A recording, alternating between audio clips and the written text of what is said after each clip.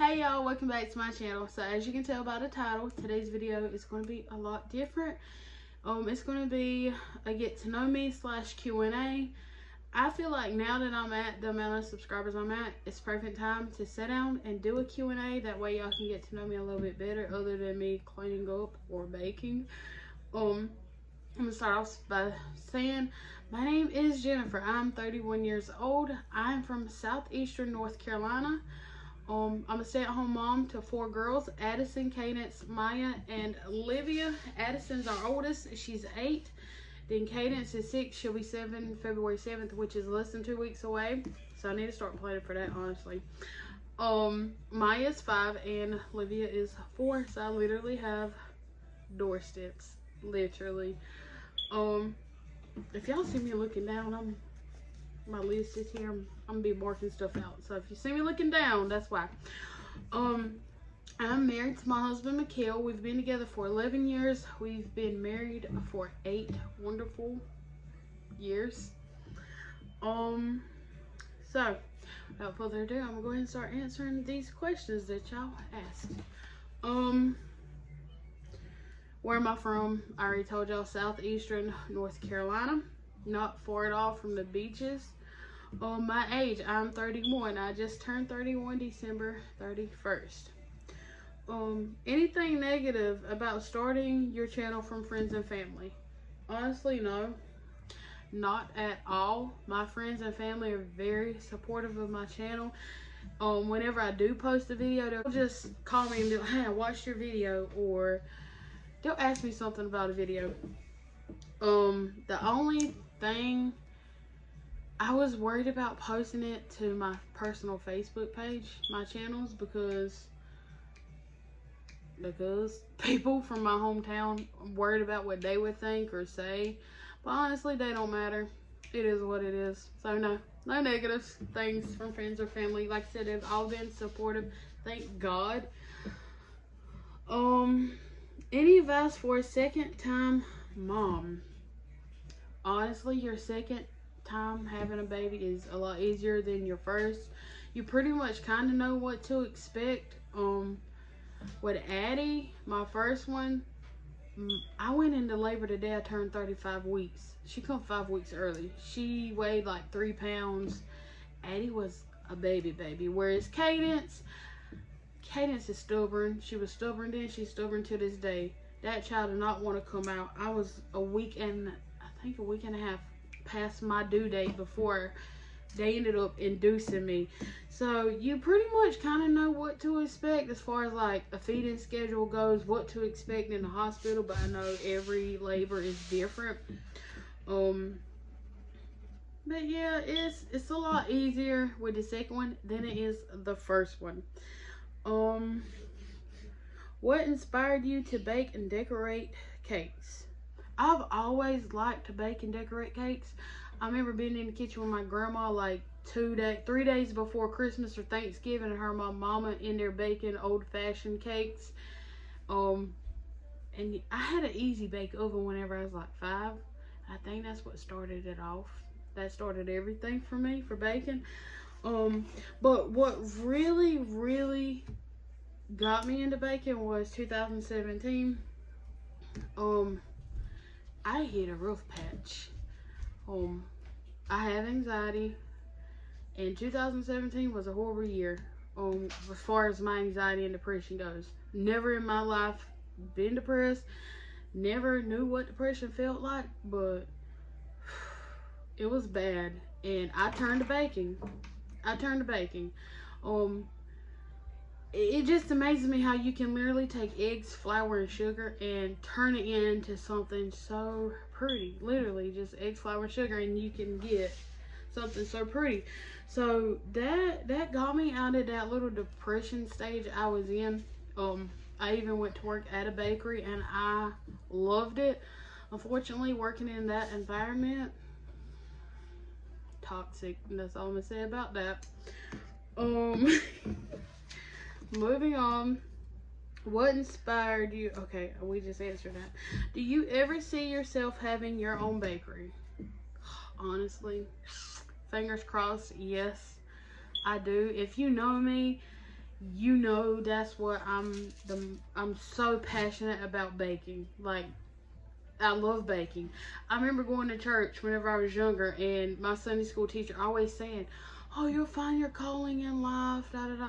I remember being 12 years old, like, what is my calling in life? Like, I don't have a calling.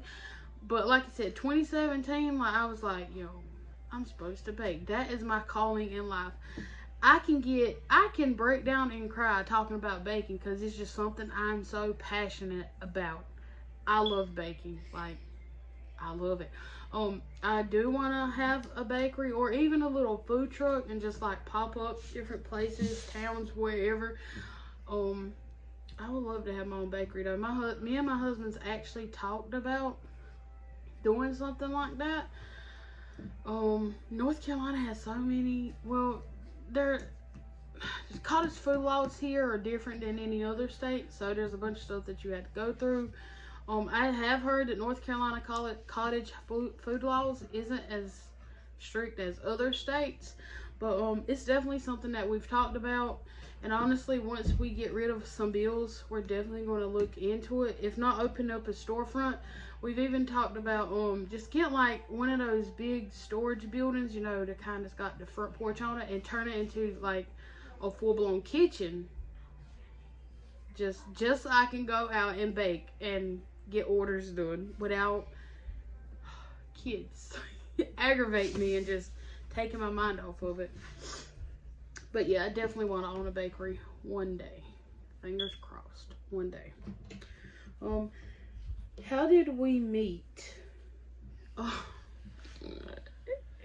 this question here, I knew it was going to happen. How did I meet my husband, Mikhail? Or as some people like to call him, Mikhail or Michael. I met Mikhail, y'all ready for this? On MySpace. I met my husband on MySpace. Y'all remember that meme of what was the owner of MySpace named? Tom? Wasn't it Tom? There used to be a meme years ago. It'd be like, never forget the person that helped you meet your husband. And it was like a picture of Tom. Yeah, Tom helped me meet my husband. I don't know if Mikhail sent me a friend request first or if I sent him one first. And yeah, we started talking, and he, for like 3 whole months straight, he tried to get me to come and meet him. I was like, no. Like, I was in school at the time. I was like, no, I don't want no boyfriend. No. I think he was 16 and I was 17. I was like, no, I don't want no boyfriend. No, leave me alone. And he quit talking to me because he was like, well, I'm always texting you first. You never text me first, so I'm just not going to talk to you anymore. And I was like, okay, buddy. That's fine. Bye. Like, and then 3 months, well, 3 months go by. This was in the beginning of 2009. Like 3 months go by, summer. And fall rolls around, and I get a text from this weird number. And I had seen this number. I was like, who is that? And they were like, hey, what's up? I was like, who the devil is that texting me? And it was Mikhail. And he went to New York. Okay, my husband, he's from upstate New York, in a little town called Elmira. But his dad lived in Brooklyn, New York, which is where he was raised. So that summer he went up to Brooklyn, New York. We didn't talk or anything that whole summer. Well, he come back to North Carolina and text me, and that done it. That sealed it. He convinced me to come meet him, and y'all, let me tell you, the first time I met him, I knew I was going to die that night. Let me just tell you. It was my sister and my cousin with me, and he had me back here in the country going down some dirt road to meet him at one of his friends' house. And I was like, Lord, tonight's the night. Tonight's the night I'm going to meet you, Lord. I was scared. And he comes out to my car, and y'all remember, like, if you're a millennial, then you know, back in the day, wearing those long pink t-shirts to your knees with the white Air Force Ones and the confounded shoestrings that was about 3 miles long. Y'all remember that? Well, that was Mikhail. He even had cornrows. Cornrows.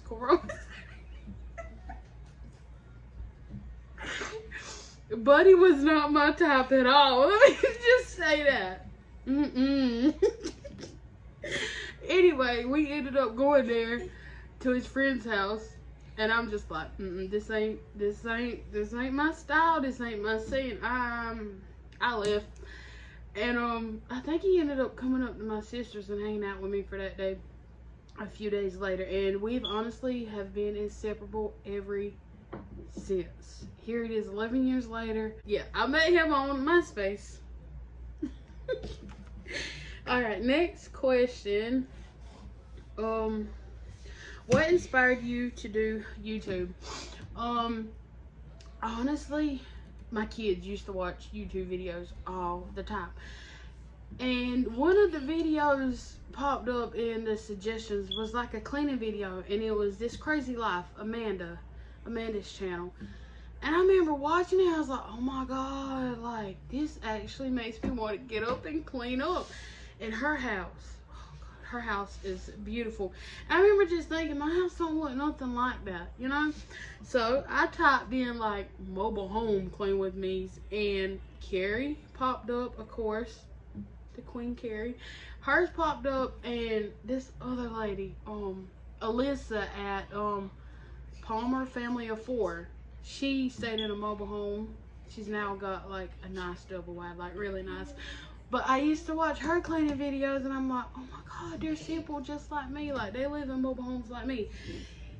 And that's where it all started. My channel, whenever I first started, it was just gonna be like a DIY type thing. I never intended it to be a cleaning mom type channel. Honestly, just DIYs is all I was going to do over here on my channel, but it's turned into something totally different, and I love it. I've met so many other people that's simple just like me that lives in mobile homes, a whole different side of YouTube that I never knew existed, and I love it. Like, I love it. So if you're thinking about starting a YouTube channel, girl, just go for it. Or guy, just go for it. It's worth it. You'll love it. You'll make so many friends in so many different states. You'll love it. Our favorite thing to do as a family, honestly, camping. We just started going camping last summer, and I think we went 3 or 4 times over the summer, and we love it. We absolutely loved it. But before camping come along, during the spring or summer, we were always out fishing at the lake or at a pond or at a river. There's a pond at the end of my road down here. We're always out fishing. Always. That's probably, camping's like up here, and then fishing, like we love to fish. Once summer months come, like we are some outdoorsy people. We cook out almost every night. If my husband's home, we'll cook out. Invite friends over, which I hate that we really didn't get to do that last summer because of, y'all know why. And I hated it. I really did. We used to have a big old pool, and we'd call family over. Hey, y'all want to just come over and we'll cook out? And my sister would come, all 14 of her kids and her husband. Y'all heard me right. My oldest sister, Rebecca, has 14 kids and 1 grandbaby. And they would come over, and we would just have fun. I miss summers like that, honestly. And yeah, my twin sister would come. Yep, I just dropped another bombshell on y'all. I have a twin sister, Jessica. We all look nothing alike. I'm gonna just tell you that now. Nothing alike. Yeah, we are some outdoorsy people. Mikhail, during hunting season, he takes the girls out hunting. Unfortunately, we can't all go hunting, me and all 4 of the girls and him, because that's a lot. So when hunting season comes, he usually just takes Addie 1 week, Katie 1 week. He just take them each 1 week by themselves. Well, no, Katie, squash that. Katie don't go. Katie's too girly and feisty to go hunting. That is not her thing. That is not. Katie ain't going. You ain't going to catch Katie hunting. She'd rather be with me at Hobby Lobby, or leave a Hobby Lobby and get some Chick-fil-A. That's my girl. How often do you bake for income? Honestly, it all depends. It all depends. If I push it on my my little Facebook business page, if I push it and advertise it, then I can honestly have orders every week, every weekend of the month. I've had that happen where I just pushed it out, and I've had orders for every weekend of the month. Sometimes 2 or 3 orders a week. Granted, it's not all cake orders. It could be candy apple orders, cupcakes, stuff like that, but it all depends on me, which is why, another reason why I love baking. You literally become your own boss. But I know once if I ever was to open up a bakery, that would change a lot. Yeah. Next question is, do we want more kids? And yes, we do want more kids. Y'all probably think I'm crazy, but we actually do want more kids. We've been trying for like the past year, but with my husband's work schedule, some of y'all know, some of y'all don't. The way his work schedule is set up is kind of hard for that to happen, but we do want more kids. He's crazy, y'all. He always said he wanted a big family. He wants like 3 or 4 more, whereas me, I'm fine with just 1 more. He really wants a boy, which what man don't want a son? But he really does want a boy. So yes, we actually, after we had Addie, we actually had a miscarriage. So I think Addie was like 6 months old, maybe 8 months old. I did not know I was pregnant. I was breastfeeding her, and my birth control pill was the breastfeeding birth control pill. And I didn't know I was pregnant. And I remember that day, I was babysitting for my cousin. Mikhail was working night shifts at a local cold storage plant. And I remember I just started cramping really bad, and my back started hurting. I was like, oh man, I think I'm constipated or something. Went and took a hot bath. Didn't help. And I remember it hurting in my back, and I remember calling him. I'm like, look, I am in labor. He's like, what do you mean? I said, my back's hurting so bad, I feel like I'm in labor. Something's wrong. You need to get here now. Got off the phone with him, and I remember everything just going black and coming to. I was like, what in the world? And I'm hurting so bad. And then passed out again. And I remember him getting there, finding me slumped over in the hallway. I come to again. He managed to get me in his car, dropped off my 2 cousins and Addie with one of my other cousins, and drove me to the hospital. Got to the hospital, and like you would think with me passing out, they would hurry up and get me into the back, find out why is she passing out, what's going on. Nope. These people had me sit in the waiting room, passing out, coming in and out of consciousness. Had me sit in the waiting room, which I get it. There's other important people, especially like heart problems, stuff like that. I get it. They need to be seen first. Yeah, but with me passing out, like it was so bad. I was like, babe, I need to go to the bathroom. He wheelchaired me over to the bathroom. Asked one of the triage nurses, like, look, she's in and out of consciousness. Can you go in the bathroom with her? No, we can't do that. So he's like, well, I'm going to go in there with her. And they were like, no, we're going to call the security guard if you go in the female's bathroom, da-da-da. So anyway, he helped me into the bathroom. He left out, or I managed to get myself into the bathroom. And I guess I didn't come out fast enough for him, and he come into the bathroom and found me slunched over on the toilet stall. I had passed out again. That's when he flipped. He flipped out and wheelchaired me back over to the waiting room. And y'all, I threw up on this little old lady sitting in front of me, and I felt so bad. And before I went to the bathroom, she was telling my husband, like, I bet you she's having a miscarriage because her daughter had same problems. And sure enough, that's what it was. They finally got me in the back after I threw up on this poor little old lady that I felt so horrible for. I think I threw up and passed out again. They finally got me to the back. I remember waking back up, coming back to, laying on the hospital bed, and they were checking me. And then they come in and they were like, you're pregnant. And I'm like, oh, they ain't me? No, baby, you got the wrong person.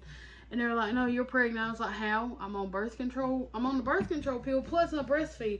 So that myth about breastfeeding and not getting pregnant is not true at all.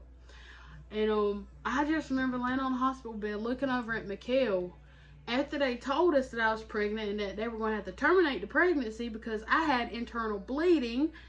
What had happened was my fallopian tube had ruptured because the baby was going inside my fallopian tube. I think he said I was 9 weeks. I had just turned 9 weeks that day. And my fallopian tube had ruptured, so I had internal bleeding, which is why I kept passing out. And once they told us that they had terminated the pregnancy and all that, I remember looking over at Mikhail crying and just apologizing. Like, I'm sorry, babe, I'm sorry. I didn't know. Just apologizing. He's like, why? Like, you didn't know. Obviously you didn't know. Because at the time, I had just started doing that. Y'all remember that insanity workout? That was popular back then. It probably still is popular, but I wouldn't know nothing about that. I had just started doing the insanity workout like 2 weeks prior to that. And I was like, dang, what if that had something to do with that? But I'm almost certain it probably come from that birth control pill along with breastfeeding. I don't know. So they took out my right fallopian tube, and yeah, that was that, and told me my chances of ever getting pregnant was very slim to none. And here it is. That happened January 14th. That happened January 14th, 2013. So, but literally after we got back from New York from our honeymoon, we got married December 27th. Went up there to New York for our honeymoon, which was New Year's Eve, my birthday. So we got back, and then what was that? 2 weeks later, I had the miscarriage. So yeah, but like I said, they told me my chances of ever getting pregnant was slim to none. Here it is, 8 years later, 7.5, 8 years later, and I've had 3 more kids since then, and currently trying to have another one. So don't always go by what the doctor says. They don't have the final say so. So there's that whole story. And my last question is my Native American background. Oh God, so there's a lot there. My mama, grandpa's side is Tuscarora, Native American. That's the tribe Tuscarora. And then my daddy's side, my daddy's side is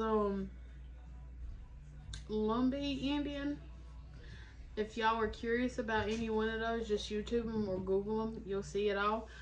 But where I'm from in North Carolina is mainly Native Americans. Like, the county I'm from is known Native Americans. And I miss it. I miss living there. It's just one of those things when you're young, you can't wait to get away, but then you get older and you're like, I kind of want to go back. But crime rates and everything there are not the best. But yeah, I'm Native American. Native American. I'm more than Native American. I'm Native American. English, Italian. There's a lot. There's a lot in there. Believe that. But yeah, my grandpa's Tuscarora. His grandmother was actually a part of the original 22. Basically, they come to the county where I was from, tested a few of them to make sure they were who they said they were. And my grandfather's grandmother come back that she was part of the original 22, which was the only 22 people in that county that were Native Americans. His grandma was one of them. They used to tell me her picture was up in Washington at the Smithsonian. I would love to go there one day. So yeah, I should find a picture of my grandpa and insert it, because he's got the high cheekbones, that nose, like, you can look at him too. Yeah, he's Native. But like I said, I miss that culture. I miss living in that county and having that culture there. Because where I live now, there's really not a lot of Native Americans here. Now, the next town on down, there's a whole nother tribe of Native Americans there. But where I'm at here, no Native Americans here. Where I'm from, like I said, Native Americans. Like, if you go there and just hear the way they talk, I miss that. I miss that. They have a very distinct accent there, and the words they say is so funny. Whereas now I've moved away, and being married to a man from New York, you kind of talk, I don't want to say you talk proper, because Lord knows I don't, but y'all get what I'm saying. Like, back home, they would say, instead of me saying I guess, they say I reckon. Or instead of saying really, they say shine. And my mama, oh God, that woman, she, Lord have mercy. Like, I miss all those sayings. Miss all that. But I miss the Native American culture a lot. I really do. I miss going to powwows and being around other Native Americans. I miss that. I really do. Like I said, I'm 2 towns away from my family and all my cousins. I miss the folk tales, I guess you would say, or those traditions, and I miss all that. I miss that. I miss hearing my grandpa talk about Big Mama and Big Papa, which was his grandpa and grandma. I miss hearing him talk about all that. I miss all that. But as far as my Native American history, yes, my kids know that they're Native American or part Native American. Mikhail, he even has, his mama's grandma was part Native American or something like that. So they got Native American on both sides. Do they look it? Lord knows. No, they don't. Honestly, living where I live now, I get mistaken for Hispanic. Which ain't nothing wrong with that. It's just weird when you're in Walmart with your 4 kids and the lady comes up to you and tries to talk Spanish to you. You're just like, okay. Or whenever I was working at Walmart, the other town back that way, and you're ringing up Hispanic people and they start talking to you in Spanish, and you're just sitting there grinning and just nodding your head like, yeah, like don't know what they saying, but you grinning and shaking your head with them. So yeah, I miss my culture. I miss it. Eventually I do want to move back there. Eventually, if we can find some land there, then I'm moving my trailer and I'm going back. Maybe on the outskirts, not in the actual town itself. Like I said, it's not the best place. I just miss being around my family and my culture. But I think that is it. I think that's everything I wanted to tell y'all, pretty much.